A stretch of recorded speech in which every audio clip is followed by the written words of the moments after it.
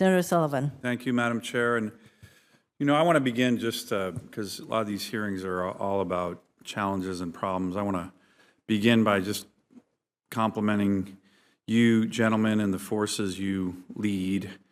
I mean, there's a million reasons to compliment you, but I'll just throw out a couple anecdotal ones. The Navy Admiral with regard to the Eisenhower deployment, the Carney that I got a report saying it shot down close to 80 incoming missiles and drones but fired by the Houthis. I mean, I know they're heading home right now, but those sailors did an amazing job. The Marine Corps, General Mahoney, you know, the full audit, I think that's actually a really big deal and a great example. Air Force General Slife, the work that you did last year and a half, General Van Herk called it Super Bowl level actions up in Alaska when we had these spy balloons and the Russian Bear bombers coming in, and we were shooting down spy balloons, intercepting Russian Bear bombers, young 25-year-old female F-22 pilots doing, I mean, the work that was going on up there, which you make look so simple, was remarkable. General Mingus, I think you're given pride and hope. Just that 155 millimeter ammo. Look, some of my colleagues here are saying, hey, our industrial base can't produce like we used to. That's baloney, right? The Army's showing that right now. The way you are taking that curve on the production of our ammo is remarkable. And even, you know, with the Space Force, General Gutling, some of us were skeptical, myself included, the way you've stood up. I think a lot of people have a lot of pride in the Space Force. Your uniforms are almost as sharp as the Marine Corps, so that's another thing that I think is quite impressive. It's hard to do that.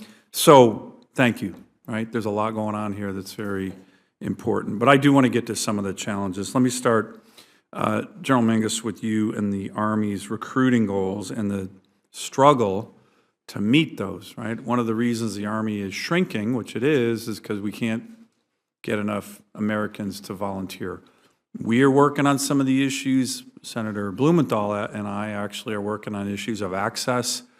We're going to probably legislate that, high schools and other places where we got much better, stronger, open access for recruiters. How are you feeling about that, General?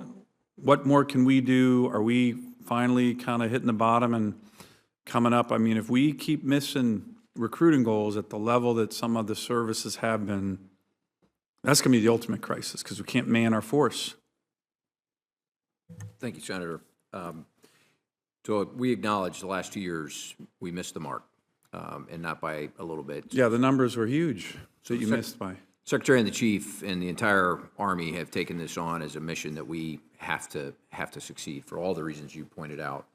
So our benchmarks this year, 55,000 in the door, another 5,000 in the delayed entry program for next year. And given the trajectories that we're on right now, we had a very good spring, and we're optimistic that we'll meet those goals. So what did you do different? Like, what happened? What's the corrective measures that you can learn from, but other services could learn from? And I think many of these lessons are universal, but where I'll start is the restructuring of our recruiting command. Made it a direct report to the Army. We're going to upgun that to a 3-star. We're professionalizing our recruiting force, both on the warrant officer side and the NCO side, increasing the numbers that are actually in the field, looking at their locations, expanding the population is probably one of the biggest things. Instead of focused on juniors and seniors in high school, we're expanding that into college age. And are you getting access to those institutions to your satisfaction, high schools and colleges?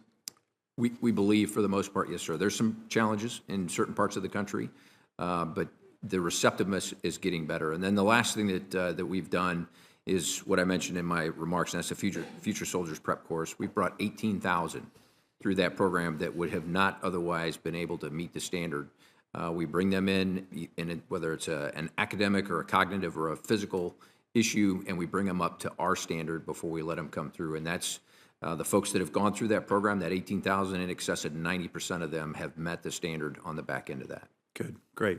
Well, look, if there's more that we can do as we're looking to mark up the NDAA, let us know. Madam Chair, I have a bunch of other questions, but I'm going to, my time's expired, so I'll turn it over to my colleagues.